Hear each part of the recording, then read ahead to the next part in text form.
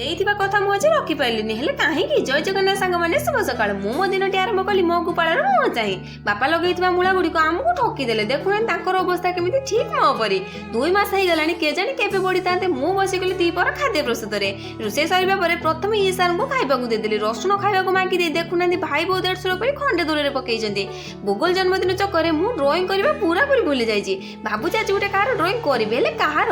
ତେଣୁ ଗୁଗୁଲର ସାହାଯ୍ୟ ନେଇ ଫଟୋ ଖୋଜିବା ଆରମ୍ଭ କରିଦେଲି। ଶେଷରେ ମୋ କାର୍ଯ୍ୟରେ ମୁଁ ସଫଳ ହେଲି। ଆଉ ପାଇଥିବା ଫଟୋଟି ଆଉ କାହାର ନୁହଁ, ମୋର ପ୍ରିୟ କ୍ରିକେଟର ମହେନ୍ଦ୍ର ସିଂ ଧୋନିଙ୍କର।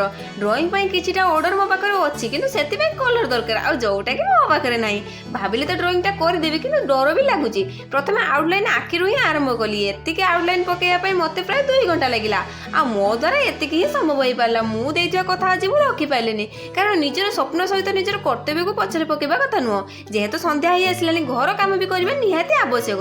କ'ଣ ସାଙ୍ଗମାନେ, ମୁଁ ଠିକ୍ କହିଲି ନା? ଏଇ ଆର୍ଟଟିର ଫୁଲ୍ ଭିଡ଼ିଓ ମୁଁ ଆପଣମାନଙ୍କ ସହିତ ନିଶ୍ଚୟ ସେୟାର କରିବି। ରହିଲି, ଦେଖା ହେବା ନେକ୍ସଟ ଭିଡ଼ିଓରେ।